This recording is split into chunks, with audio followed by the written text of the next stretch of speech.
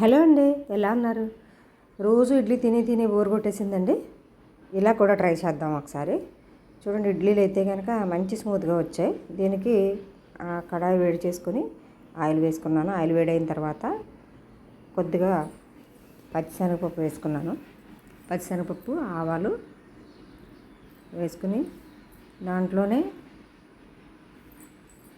ఉల్లిపాయ ముక్కలు వేసుకుంటున్నానండి. ఉల్లిపాయ ముక్కలు, క్యారెట్ ముక్కలు వేసుకుంటున్నాను. ముక్కలకు బదులుగా తురుము కూడా వేసుకోవచ్చు. పచ్చిమిర్చి ముక్కలు కూడా వేసుకోండి. తురుముకున్నా ఇంకా బాగుంటుందండి. నేనైతే ఇక్కడ చిన్న చిన్న ముక్కలుగా వేశాను.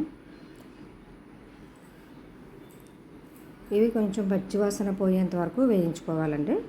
ఇలా పచ్చివాసన పోయేంత వరకు వేయించుకున్న తర్వాత మనకి ఒక మంచి కమ్మని వాసన వస్తుంది. ఆ క్యారెట్ ముక్కలు పచ్చివాసన పోతే మంచి వాసన వస్తుంది కదండి. ఇది మన అందరికీ తెలిసిందే.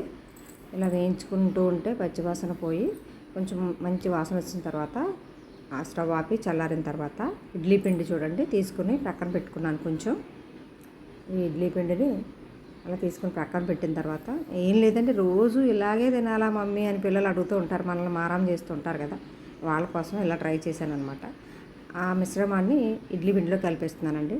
వేయించుకున్నాం కదా, అది చల్లారిన తర్వాత ఇడ్లీ పిండిలో కలిపేశాను. ఇడ్లీ పిండిలో బాగా కలిపేసి కొంచెం సాల్ట్ అది కరెక్ట్గా ఉందో లేదో చూసుకొని ఒక్కసారి మొత్తం అదంతా కూడా కలిపేసుకుని మనం ఇడ్లీ వేసుకున్నట్టు మనం వేసేసుకోవడమేనండి. దీంట్లో కొంచెం వాటర్ వేసుకుంటే కన్సిస్టెన్సీ కొంచెం గట్టిగా ఉంది కదండి, ఈ కన్సిస్టెన్సీలో నుంచి కొంచెం వాటర్ వేసుకుంటే జారుడుగా వస్తుంది. అప్పుడు ఇడ్లీలు వేసేసుకున్నాను.